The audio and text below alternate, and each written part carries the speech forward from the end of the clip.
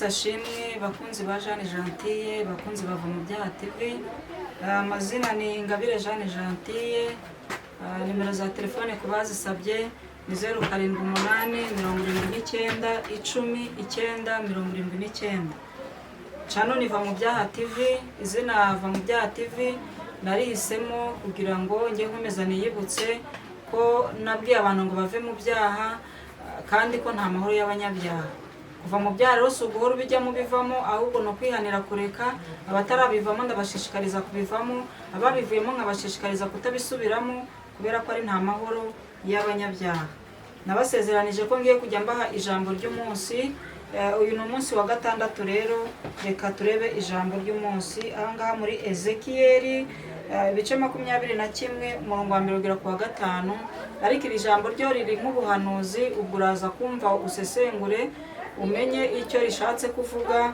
Ntabwo ndiri buvugaho byinshi kuko ni ijambo nasomye nsanga ni ijambo ririmo ubuhanuzi bwo muri iki gihe turimo, ariko hari ukuntu wabyinjiramo cyane ushaka kubisesengura abantu bakabyumva uko bitari. Ahubwo ndibuze gusomera ijambo ndivugeho gake, ubundi Mwuka Wera we wenyine niwe uzabasobanurira birushijeho buri wese ku ruhande rwiwe. Reka dusenge mu izina rya Yesu. Ndagushimiye Data wa twese uri mu ijuru, muri w'ijuru n'isi, ise umwami wacu Yesu Kristo. Ngushimiye neza ya n'urukundo rwawe uhora utugirira. Ngushimiye kurinda kwawe gukomeye kwabanye natwe umunsi wose n'iminsi yose yatambutse. Ibyahigaga umubiri n'ubugingo byari byinshi, ariko wowe Mana waturindiye muri ibyo bibazo, uducira kanzu tubaho. Kuko ijambo ryawe riratubwira ngo amakuba n'ibyago ni byinshi ku bakiranutsi, ngo ariko uri Imana ibakiza muri byose.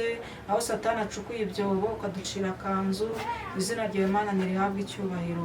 Irengagiza ibyaha n'ibicumuro byacu, turi imbere yawe kugira ngo utwezeshe amaraso Yesu, utwezeshe n'ijambo ryawe kuko ari ukuri kandi ari ryo ritweza.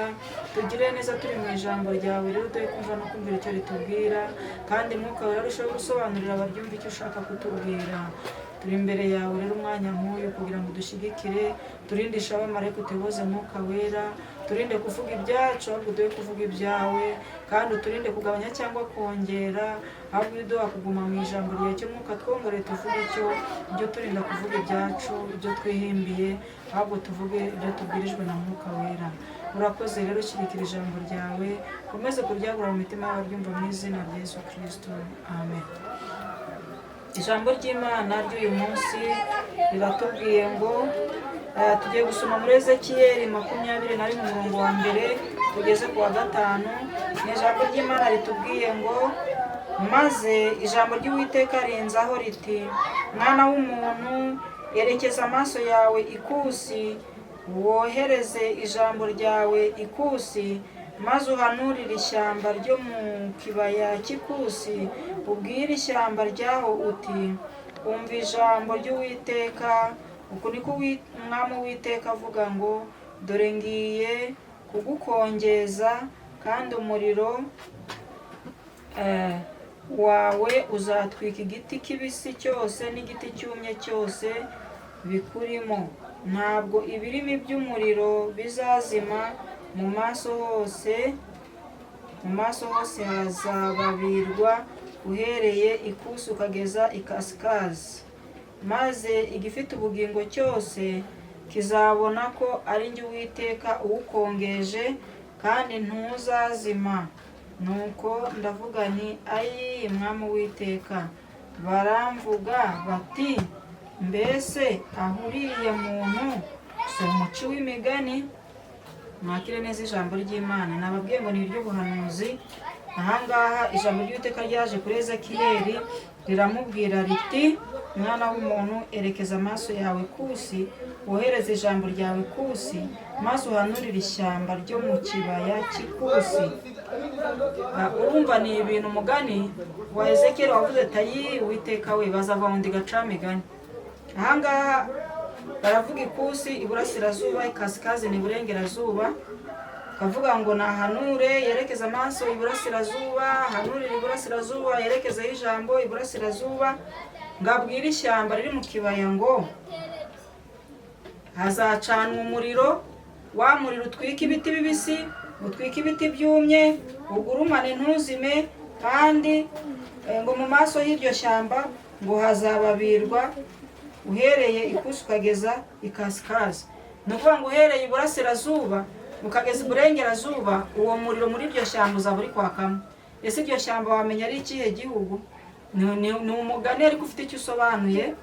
Uyu muriro ugiye gucanwa, ugacanwa mu bihugu runaka. Sindi buvuge ngo niyerekwa mfite, sindi bunavuge ngo ni igihugu iki n'iki neretswe, ahubwo ni ubuhanuzi bw'ijambo ry'Imana ruvuga ngo hanurira ab'iburasirazuba n'ab'iburengerazuba babwire ko umuriro uzacanwa, kandi uwo muriro ukazatwika ibiti bibisi ugatwika n'ibiti byumye. Bishatse kuvuga iki? Bishatse kuvuga abakomeye n'aboroheje. Ni ukuvuga ngo iyo ibibazo bije mu gihugu cyangwa bije cyane cyane ko ari umuriro, reka tuvuge intambara, iyo intambara ije mu gihugu, ari abakomeye ari aboroheje bose bibagiraho ingaruka. Turabibona buri munsi twebwe abari muri ibi bihugu bikunda kubamo intambara. Iyo intambara ije abakire n'abakene bose bibagiraho ingaruka. Ibintu byo bivuze ngo igiti kibisi n'igiti cyumye byose bizashya bikongoke. Abakomeye, aboroheje, abakire, abakene, abayobozi n'abayoborwa, abagaragu na ba shebuja, abo bose uyu muriro ngo uzabageraho.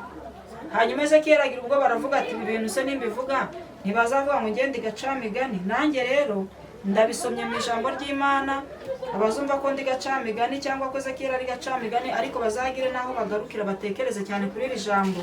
Iri jambo ni ubuhanuzi bw'ibihugu byose, simvuga ngo ni igihugu iki n'iki.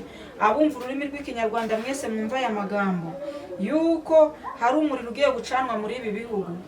Umuriro ugiye gucanwa mu isi, kandi uyu muriro uzakongora igiti kibisi n'icyumye. Uyu muriro uzatwika igiti cyumye utwike n'igiti kibisi. Reka rero dusenge Imana kandi duharanire kugira ngo uyu muriro nucanwa uzasange hari aho duhagaze, cyangwa se bishobotse mwanasenga tugafatanya gusenga kugira ngo uyu muriro udacanwa, kuko dusanze uyu muriro nucanwa muri iri shyamba, igiti kibisi n'icyumye byose bizagira ute? Bizabona kuri uyu muriro. Abasenga n'abadasenga, abakijwe n'abadakijijwe, uyu muriro uzabageraho. Niyo mpamvu dukwiriye gufatanya rero nk'abanyamasengesho tugasengera uyu muriro kugira ngo niba bishoboka Imana iturinde ko uyu muriro watugumanira. Ahantu navuze ko niseguye hakiri kare ko ntari buhavuga ibintu byinshi kugira ngo ntaza gutandukira bikazansaba kwisobanura, ahubwo reka tubyumve uko biri, uko ijambo ry'Imana ribitubwiye, tutagiye hirya cyangwa tujye hino. Twumve ko iri shyamba twarigereranya n'igihugu, twumve noneho ko ibi biti twabigereranya n'abantu batuye muri ibi bihugu. Igiti kibisi, igiti cyumye twabigereranya n'aba bantu, abakomeye n'aboroheje. Iri shyamba tugereranya n'igihugu runaka, simvuga ngo ni iki, ahubwo buri wese mu gihugu arimo asuzume ngo iki gihugu ndimo n'iryo shyamba ijambo ry'Imana ryavuze. None muri iki gihugu ndimo naba nkomeye naba noroheje, ese uyu muriro nucanwamo bizasanga ndi ku ruhe ruhande? Nzaba ndi ku ruhande rw'abakiranutsi? Nzaba ndi ku ruhande rw'abanyabyaha? Kuko ijambo ry'Imana riravuga ngo gupfa k'umukiranutsi ni inyungu, ariko gupfa k'umunyabyaha ni igihombo, kuko azaba apfuye atihanye, kandi nyuma yo gupfa nta kwihana, nta mirimo myiza umuntu akora. Ariko gupfa k'umukiranutsi impamvu ari inyungu ni uko hazabaho kuzuka kw'abapfuye, kandi abakiranutsi bazazukira ubugingo buhoraho. Muri icyo gihugu urimo, nanjye muri iki gihugu ndimo, rero dusengere kugira ngo tuzagire iherezo ryiza nk'iry'abakiranutsi. Gupfa si ikibazo, ikibazo ni ugupfa upfiriye mu byaha ukazarimbuka. Tuvuze ko iri shyamba turigereranyije n'igihugu. Iburasirazuba, ikusi hitwa iburasirazuba, ikasikazi ni iburengerazuba. Uyu muriro ugiye gucanwamo ni ibibazo bizagwirira ibihugu byose, amahanga yose, ariko ab'Imana irabazi, ibasha no kubahisha no kubakiza ibyo bavuganye nayo ikabishyira mu bikorwa. Ijambo ry'Imana hari aho ritubwira ngo nimwemera mukumvira Imana muzarya ibyiza byo mu gihugu, ariko nimwanga mukagoma inkota y'Uwiteka izabarya. Reka twemere ko uyu muriro rero uzacanwa, ariko abumvira Imana izabahisha, kuko Imana itegeka umuriro, irawutegeka cyane. Imana yohereje umwana wayo yinjira mu muriro. Ugiye Saduraka, Meshaki na Abedenego babarohaga mu itanura ry'umuriro bazira guhamya Imana, babajugunye mu muriro, ariko Yesu abasangamo arawutegeka ntiwabatwika. natwe rero tumaze gusomerwa iri jambo ry'Imana ritubwiye ngo iri shyamba rizacanwamo umuriro, umuriro ukongora ibiti bibisi n'ibiti byumye, abakomeye n'aboroheje umuriro bazawubonaho, ingaruka z'uyu muriro zizagera kuri bose. Ariko reka dusabe Imana mugenga wa byose, Yesu Kristo mutegeka wa byose, utegeka n'umuriro, azabane natwe muri iki gihe kigiye kuza cy'umuriro. Umuriro uzaza nta kizawubuza, umuriro uzacanwa muri iri shyamba nta kizawubuza. Ariko dusabe Imana, dusabe Yesu Kristo utegeka umuriro, azaze tubane nawe muri uyu muriro kugira ngo aturokore nk'uko yarokoye Saduraka, Meshake na Abedenego. Reka dusenge Imana kubw'ibi bihe bibi bigiye kuza, kubw'uyu muriro ugiye gucanwa, ugacanwa mu bihugu byinshi. Simvuze ngo ni ikihe gihugu, ubwo buri wese yumva igihugu arimo ko umuriro ugiye gucanwamo, kugira ngo dufatanye gusenga Imana. Reka dusenge kubwira ijambo kugira ngo abantu bumve icyo Imana ishaka kubabwira, ntibumve icyo bashaka kumva. Dore ko abantu umuntu asigaye babwira ijambo ry'Imana kugira ngo bumve icyo Imana ishaka ko bumva, bo bakumva icyo bashaka kwiyumvisha, bakihesha amahoro, bakaguma mu byaha byabo. Narebye ejo bundi hano i Rubavu ubwo amasasu yavugaga, abantu barihanye barakizwa, ariko nyuma y'iminsi ibiri amasasu acecetse, intambara z'abantu, inzangano, amashyari, gutungana, gusinda, gusambana birakomeza. Abantu basigaye biziba amatwi, abantu basigaye batumva icyo Imana ishaka kuvuga, ahubwo bakumva ibyo bo bashaka kwiyumvisha. Kuko mu minsi imeruka amatwi y'abantu azaba barya, badashaka kumva icyo Imana ibabwiye, ahubwo bashaka kumva ibihuje n'irari ryabo. Nakababwiye ngo Imana iraje ibaha ibi n'ibi n'ibi, ariko ijambo ry'Imana riravuze ngo umuriro ugiye gucanwa mu bihugu. Iri shyamba ni ibihugu. Umuriro ugiye gucanwa rero, aho uri hose uwusengere kugira ngo uzabe uri kumwe na Yesu utegeka umuriro utazagukongora. Kadusenge Imana.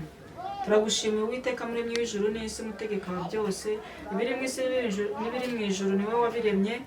Byose ni wowe ubibeshejeho, kandi ni wowe ubitegeka, ni wowe ubigenga. Nubwo Satani ajya yigira umutegetsi, ariko ntacyo ashoboye, ni wowe ushoboye byose. Satani yaba yarafite ibyo ashoboye, aba yaraturimbuye akatumaraho, kuko umugambi we wari uwo kumaraho imirimo yawe, ikiremwa muntu waremye akagikura, akibagiranisha imirimo yawe, ariko ntiyabibashije. Niyo mpamvu dusenze cyane ngo uyu muriro ugiye gucanwa muri ibi bihugu uzaze ubane natwe, dushyireho ibimenyetso byawe.